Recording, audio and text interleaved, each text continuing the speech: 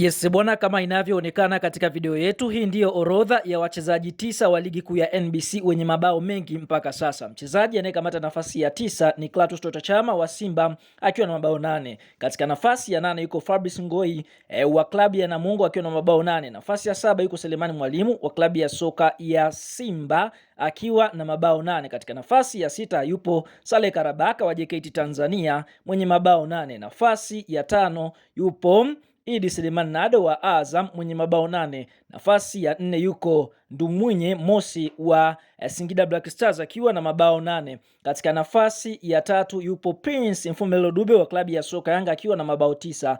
Na nafasi ya pili yuko Alan Okelo wa klabu ya soka ya Yanga akiwa na mabao 9, na kinara ama top scorer wa msimu huu mpaka sasa ni mchezaji wa klabu ya soka ya Azam Faisal Salum akiwa na jumla ya mabao 12 mpaka sasa kunako ligi kuu ya NBC.